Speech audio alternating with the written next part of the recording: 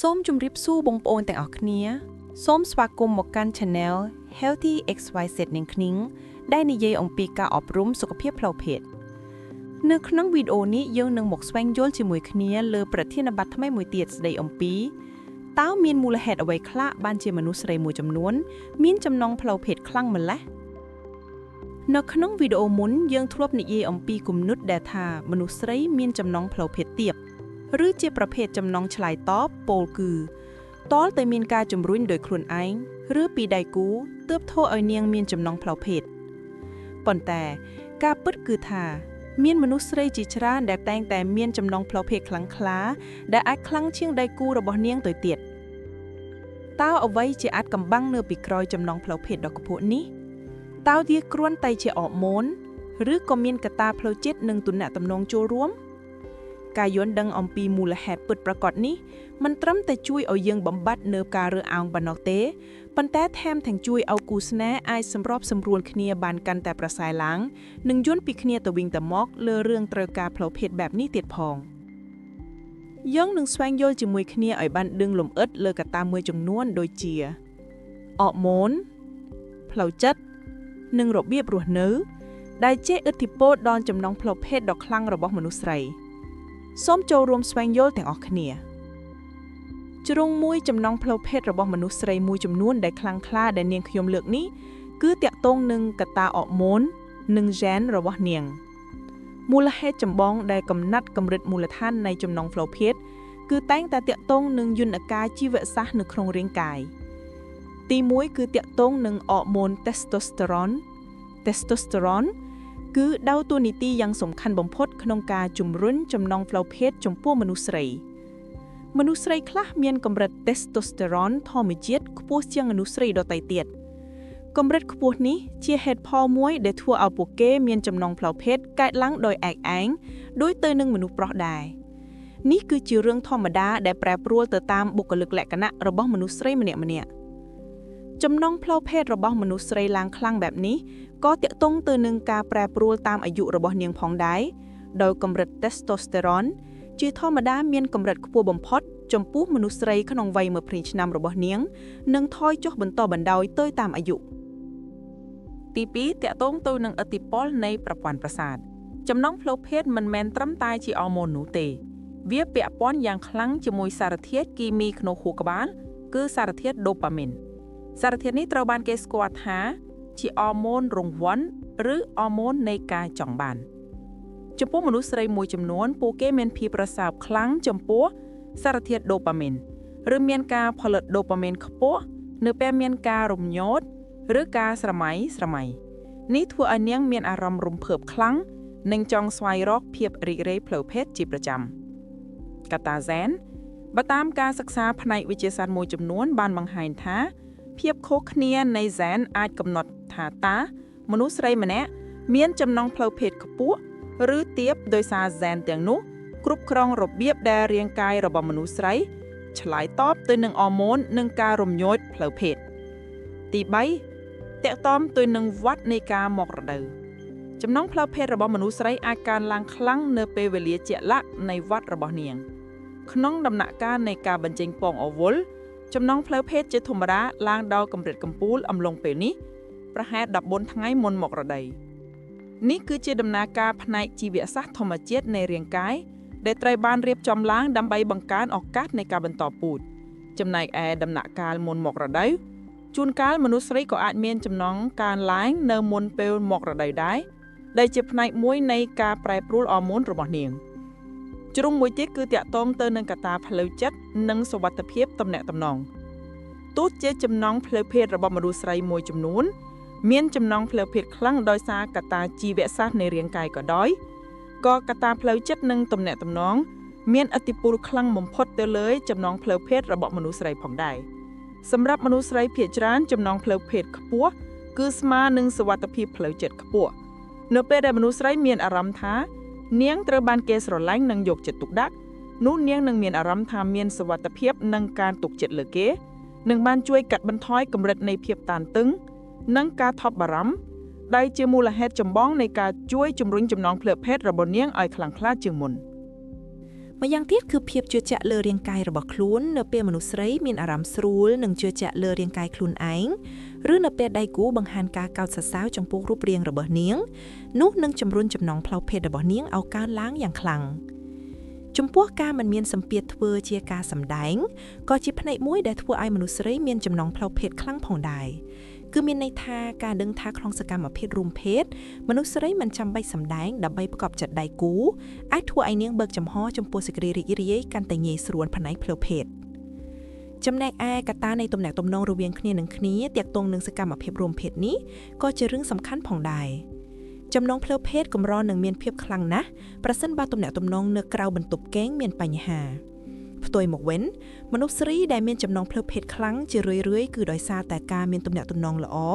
ដោយពួកគេមានសមត្ថភាពក្នុងការនិយាយដោយបើកចំហអំពីតម្រូវការនិងបំណងប្រាថ្នារបស់ពួកគេជាមួយដៃគូក្នុងសកម្មភាពរួមភេទពួកគេមានភាពស៊ីសង្វាក់គ្នានៃចំណងរួមគឺមានន័យថាពួកគេមានសំណាងដែលបានជួបដៃគូដែលមានចំណងផ្លូវភេទត្រូវគ្នាឧទាហរណ៍ដៃគូក៏មានចំណងឯកឯងខ្ពស់ដែរដូចគ្នាដោយមិនចាំបាច់ត្រូវការដៃគូឬជួយជំរុញចំណងខ្លួនឯងជាមុននោះទេដូច្នេះអ្នកទាំងពីរចូលចិត្តរួមភេទដូចគ្នាមានចំណងខ្លាំងឲ្យគ្នានៅពេលមនុស្សស្រីមានបទពិសោធន៍ផ្លូវភេទល្អម្ដងហើយម្ដងទៀតភាពរីករាយនោះនឹងជំរុញឲ្យខួរក្បាលរបស់នាងចងចាំនិងចង់បានសកម្មភាពនោះកាន់តែច្រើនថែមទៀតហើយមួយទៀតគឺការបង្កើនភាពស្និទ្ធស្នាលមុនទៅរួមភេទគឺធ្វើឲ្យដៃគូផ្ដល់នូវភាពស្និទ្ធស្នាលជាប្រចាំដូចជាការអោបការថើបការសន្ទនាគ្នាឬការជួយកិច្ចការផ្ទះភាពស្និទ្ធស្នាលប្រភេទនេះជួយឲ្យនាងមានអារម្មណ៍ល្អនិងមានចំណងចង់រួមភេទជាមួយនឹងដៃគូវឹងភ្លាមផងដែរដោយសារតែធ្វើឲ្យផ្លូវចិត្តរបស់នាងស្រស់ស្រាយសប្បាយរីករាយជាមួយគ្នានេះដែរដែលជាជ្រុងបទពិសោធន៍និងការយល់ដឹងពីផ្លូវភេទឬចំណងផ្លូវភេទរបស់ខ្លួនឯងផងដែរដែលធ្វើឲ្យមនុស្សស្រីមានចំណងផ្លូវភេទខ្លាំង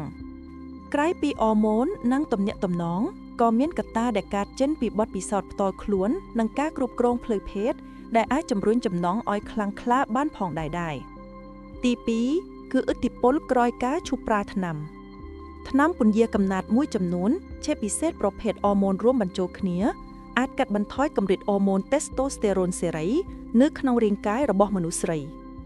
នៅពេលនាងសម្រេចជត់ឈប់ប្រើថ្នាំពន្យាកំណាត់អរម៉ូនធម្មជាតិរបស់រាងកាយអាចត្រឡប់មកវិញហើយពេលខ្លះក៏កើនឡើងយ៉ាងលឿនដែលបណ្ដាលឲ្យចំណងផ្លូវភេទរបស់នាងកើនឡើងខ្ពស់ជាងមុនទី2ការយល់ដឹងពីផ្លូវភេទនិងការផ្ដោតលើភាពរីករាយផ្នែកផ្លូវភេទមានន័យថាមនុស្សស្រីដែលបានទទួលការអប់រំផ្លូវភេទត្រឹមត្រូវហើយយល់ច្បាស់ពីដំណើរការនៃរាងកាយខ្លួនឯងអាចមានចំណងផ្លូវភេទខ្លាំងក្លាការស្គាល់ខ្លួនឯងច្បាស់អំពីសេចក្តីសុខផ្នែកផ្លូវភេទរបស់ខ្លួនគឺមានន័យថាការសម្រេចកាមដោយខ្លួនឯងជួយឲ្យមនុស្សស្រីម្នាក់ស្គាល់ពីតំបន់រំញោចចំណងផ្លូវភេទរបស់ខ្លួននិងវិធីដែលនាងអាចឈានដល់ចំណុចកំពូលបានចំណេះដឹងនេះផ្ដល់អំណាចដល់នាងនិងធ្វើឲ្យនាងកាន់តែបើកចំហចំពោះការស្វែងរកភាពរីករាយផ្នែកផ្លូវភេទជាមួយនឹងដៃគូជាមួយគ្នានេះនៅពេលនាងមានអារម្មណ៍ថាខ្លួនឯងមានការគ្រប់គ្រងលើសកម្មភាពផ្លូវភេទដោយសារមានការយល់ព្រមច្បាស់លាស់នាងនឹងមានទំនុកចិត្តក្នុងការបង្ហាញចំណងនិងតម្រូវការរបស់នាងដែលធ្វើឲ្យចំណងផ្លូវភេទកើនឡើងហើយមនុស្សស្រីដែលមានចំណងខ្លាំងជារឿយៗក៏មានការចង់បានភាពប្លែកថ្មីនៅក្នុងសកម្មភាពផ្លូវភេទរបស់ពួកគេផងដែរការផ្លាស់ប្ដូរទីតាំងរួមភេទការសាកល្បងតិចនិកថ្មីឬការប្រើប្រាស់ការស្រមើស្រមៃ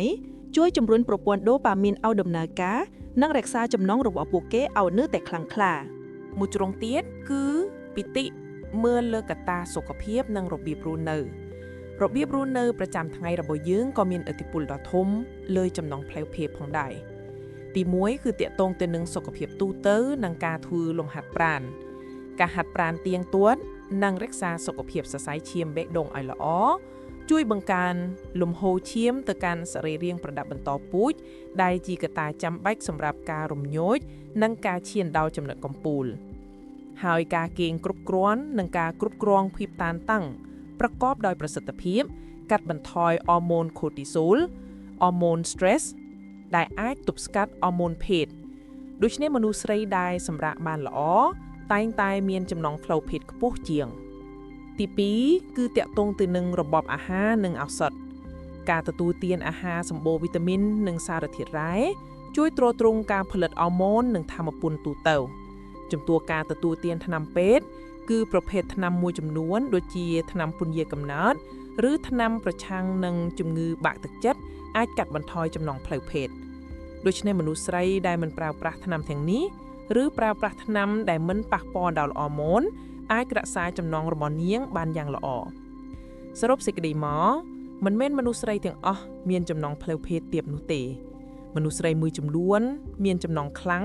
ដោយសារតែកត្តាជីវវិទ្យាធម្មជាតិដូចជាកម្រិត testosterone ខ្ពស់ប៉ុន្តែសំខាន់ជាងនេះទៅទៀតគឺពួកគេបានបង្កើតបរិយាកាសនិងសុវត្ថិភាពផ្លូវចិត្តដ៏ល្អឥតខ្ចោះនៅក្នុងជីវិតនិងទំនាក់ទំនងរបស់ពួកគេជាមួយគ្នានេះយើងត្រូវយល់ដឹងថាចំណងផ្លូវភេទរបស់មនុស្សស្រីគឺមានលក្ខណៈឆ្លើយតបពោលគឺទាល់តែមានការជំរុញចំណងដោយខ្លួនឯងតាមរយៈការសម្រេចកាមឬពីដៃគូតាមរយៈការបបោះអង្អែលជាមុនសិននៅពេលដែលតម្រូវការផ្លូវចិត្តនិងសុវត្ថិភាពត្រូវបានបំពេញចំណងផ្លូវភេទរបស់នាងអាចកើនឡើងយ៉ាងឆាប់រហ័សនិងមានកម្លាំងខ្លាំងក្លាទៀតផងប្រសិនបើអ្នកជាមនុស្សស្រីដែលមានចំណងផ្លូវភេទខ្លាំងសូមកុំខ្មាស់អៀនវាជាសញ្ញានៃសុខភាពផ្លូវចិត្តនិងផ្លូវកាយដ៏ល្អប្រសិនបើអ្នកមានអារម្មណ៍ថាចំណងរបស់អ្នកមានការប្រែប្រួលខ្លាំងឬថយចុះភ្លាមសូមពិគ្រោះជាមួយអ្នកជំនាញសុខភាពឬគ្រូពេទ្យដើម្បីពិនិត្យកម្រិតអរម៉ូននិងកត្តាផ្លូវចិត្តសូមអរគុណចំពោះការតាមដានស្ដាប់វីដេអូនេះតាំងពីដើមរហូតដល់ចប់សូមចែករំលែកវីដេអូនេះប្រសិនបើអ្នកគិតថាវីដេអូនេះមានអត្ថប្រយោជន៍ទៅអ្នកផ្សេងទៀតឬមានមតិយោបល់បន្ថែមសម្រាប់ការកែលម្អឬជាការផ្ដល់គំនិតផ្ទាល់ខ្លួនសូម comment នៅខាងក្រោមវីដេអូនេះសូមចុច like និង subscribe channel